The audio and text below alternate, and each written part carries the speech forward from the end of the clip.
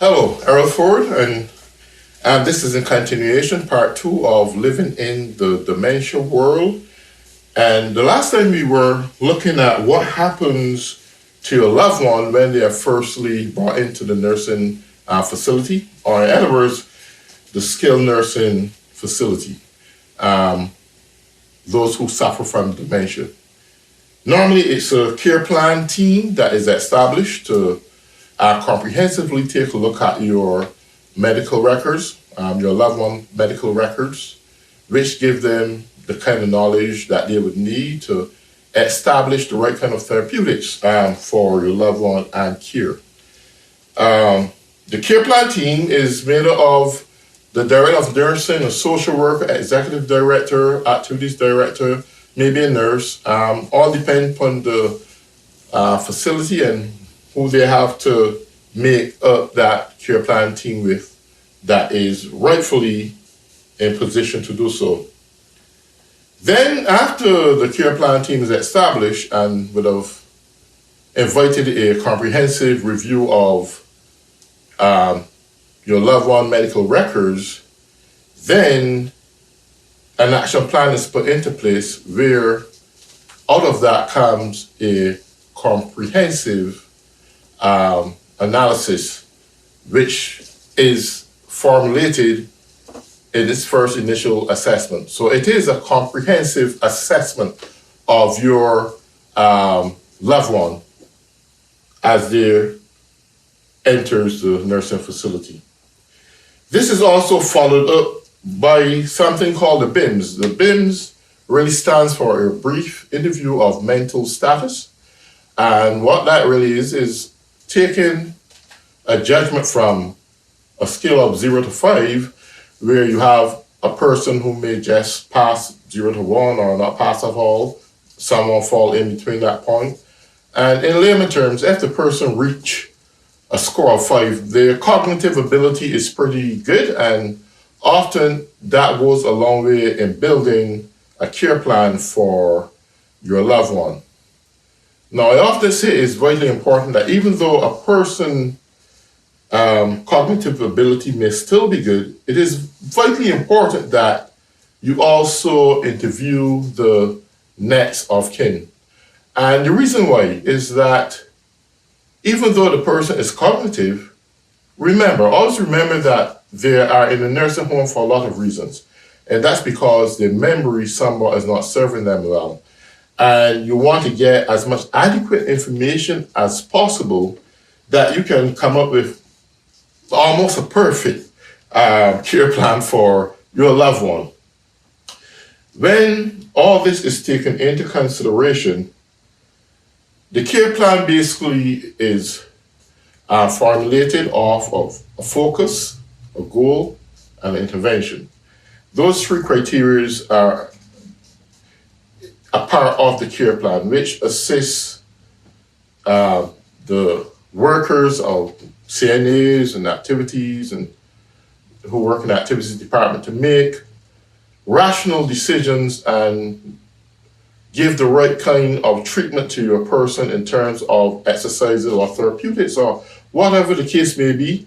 It assists the CNAs in how to go about working with you throughout your ADLs, which is your active daily living, that you would be, your loved one will have to be dealt with on a daily basis.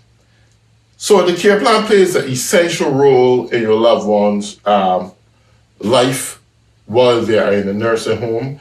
And that is something you should be proud of because it's there to ensure and make sure that your loved one are well taken care of. So it's not really a situation where you have to got these stressful thoughts of what's going on to your loved one. And obviously in the first 48 hours, your loved one is monitored that there are no elopements. Often when new people come into at the point of intake, the place is strange. It don't look like what they normally used to live in. Chances are they get a little bit disoriented and want to leave and look for escape route to get away from being at that place. They want to go home. Often you hear residents say they want to go home. And that's because home would have somewhat resonate in their long-term memories, because that's how dementia is. Your long-term memories is the last to really go, but it's the erasement of your short-term memories that often disappear. And in others, it goes at different rates based on the person situation. So now you have an idea of what the care plan is all about at the point of intake. We want to look at some different types of dementia, because this is very essential. And then we will look at the approaches at the end of this program. So the first and the most common type of dementia is Alzheimer's. This categorized by memory loss, cognitive decline, and changes in behavior. And 60 to 80% of people who actually dies from dementia really dies from Alzheimer's. And we have another form of Alzheimer's. It's called vascular dementia. And many people know about this simply because this form of dementia comes through the blood vessels damage in the brain, and it leads to cognitive problems. And often, sometimes you can see these people turn at a point where they may have a stroke. So that's a common form also of dementia. It can also cause dysplasia in the face, where the face is twisted and that kind of stuff. So that's another form of vascular dementia. And as I said, it's caused by the eruption of blood vessels in the brain, leading to cognitive problems. Then we have dementia with Lewy bodies. And this involves abnormal deposits in the brain, affecting memory, movement, and sleep. So this is a form of dementia that you have to look out for too, because you may have a loved one at home and you recognize they're sleepless, they're not getting much sleep, the body movements is not really looking right, they may be stumbling from time to time, and the presence of memory loss are there. You can see it for yourself. There's no trying to figure that one out, because things that would normally be normal to your loved one is no longer with you, and they're losing their memory day by day. At that point, you really need to get some form of medical assistance. You need to start thinking about getting them in the right facilities that they can be treated. And fourth, we have the frontotemporal dementia. And what that is, that's the biggest part of the brain, and affecting the frontal lobe and temporal lobe of the brain, causing changes in personality, behavior, and language. So when your frontal lobe is starting to deteriorate, a lot of signs happen with it. You get personality behavior, language may start to slur your language a little bit, and personality may seem to have different personalities, behavioral personalities, and this is normal. When this happens again, you need to have psychological evaluation done. You need to see a doctor and get wisdom and understanding as where to go from there. That takes you a long way in looking out for your loved one. And that's common disease. And we don't hear about it that often, but it is Huntington's disease, an inherited condition that causes progressive cognitive decline, movement disorders, and psychiatric problems. So when you hear about inherited, it's something that could be transcending from one generation to the next, from one family to another. As the generation lineage goes on from one to the next, you may find that your loved ones carrying on something that your grandfather probably had or your father have. Now your son is having it, and this is when it's hereditary, and that's the Huntington's disease is a hereditary condition that causes progressive cognitive decline, movement disorders, and psychiatric problems. Now this one here is even a little bit more dangerous. It's not talk about that much because you don't hear about it that much, but it's called the Creutzfeldt or Jacob disease, a rare rapidly progressing form of dementia caused by a prion protein. So this is a protein that the brain produces. Is toxic. It's full of toxins, and it really destroys the brain quickly, and the person lifespan is not that long. That is something hard for family members to deal with. The best thing you can do is just see a doctor and let the doctor do his best to preserve life as long as they possibly can. But that's the Creutzfeldt or Jacob disease. And then the normal pressure. Hydrocephalus, a condition where excess cerebral spinal fluid builds up in the brain, causing cognitive decline. And so you can have spinal fluid building up in your brain and causing cognitive declines. And that is another form of dementia that can really destroy your loved ones also. For all these forms of dementia, you definitely need medical intervention to see what's best to deal with. And on the list, we have Parkinson's. Everyone basically knows about Parkinson's form of dementia. This is really terrible. It's somewhat neurological to some degree. Parkinson's disease, dementia, a complication of Parkinson's disease that affects memory, thinking, and behavior. So you can have, under the Parkinson's disease, you can have a lot of issues there that it really messes with your mind. It destroys your memory, your behavior patterns are completely altered, and this can make life miserable for your loved one, your family members, everyone. They need critical and special attention. You need to seek a doctor and have them look at as soon as possible when that Parkinson start with you, or any form of the development of Parkinson's disease. We have this mixed dementia, which is when two or more type of dementia occur simultaneously. And a person got multiple forms of dementia while suffering from dementia, and that person is hard to really keep comfortable or be happy. There's a battle in their life. It's a real crucial battle in their life. And sympathy and love and best treatment possible can give is all you can do to really assist that person.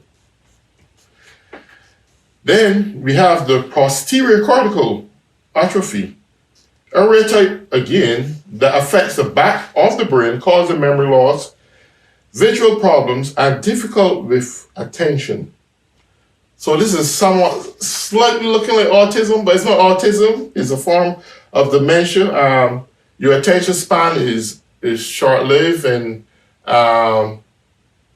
it's hard to keep that person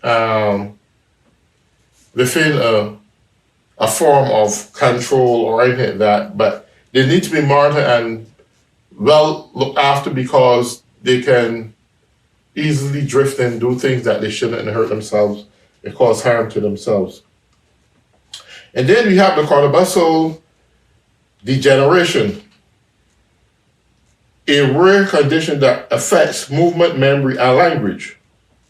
And we have to look at that, because anytime your movement is interrupted, you're liable to suffer bodily harm by off balancing when you fall and hit your head, or break an arm or break a leg. These things can easily happen. And with that form, also, there's a language barrier. To some degree, the language are not as normal as it used to be. The person may be mumbling words or trying to speak something, but they understand to some degree what they're speaking. But to you and I, it doesn't make sense because it sounds like gibberish. But with that, that kind of person needs to be monitored.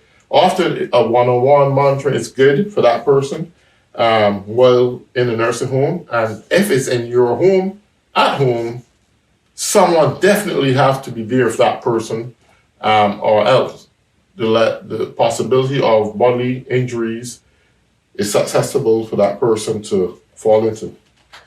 Another form of dementia is alcohol-related dementia. And I think for this one, basically, you may have some form of treating this. And if a person can abstain and control their alcoholic behavioral patterns, and it's a good chance that you can get over this form of dementia.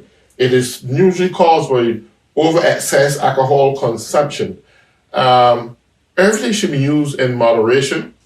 But if you find that your loved one is drinking themselves to death and they're suffering dementia because of excessive drinking, they need to be either placed in a nursing home free from the bottle, where they no longer have access to drinking alcohol beverages, that is.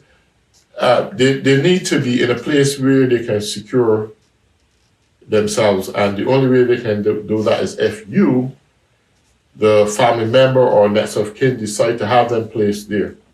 With all of this come a lot of responsibility. The responsibility that these things can pop up over a period of time before you even noticing what's going on, and by the time you catch it, it's a little bit too late, and then automatically you have to look to get them in a nursing home, and then there's a lot of financial responsibilities that falls on you. The possibility of giving it your work to look after the person, there's a good likelihood you just can't do that because you have your mortgage to pay, you have your bills to pay, you have your kids to send to school. There's so much you have to do.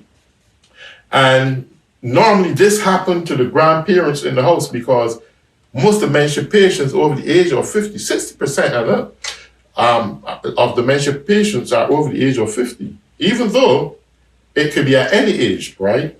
So it is quite essential that you have to look at the best way possible to have your loved ones treated. You can't keep them at home. You may not very well be qualified to take care of them based on the stage they are at. You may have to get some either professional person come in and give them the attention they request, or good likelihood to have them into the nursing home.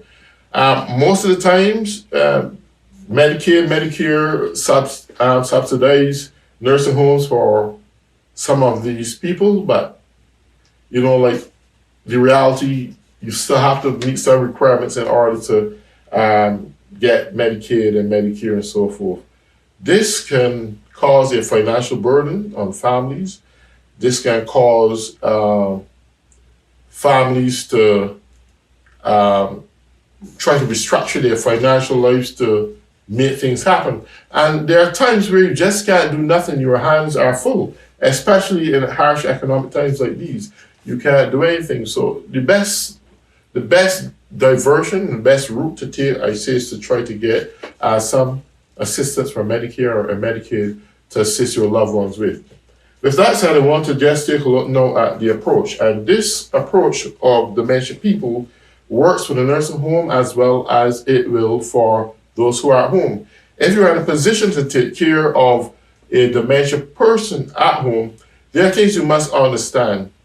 Your normal approach, which may very well be hard because you are accustomed doing things with your loved one way all the time.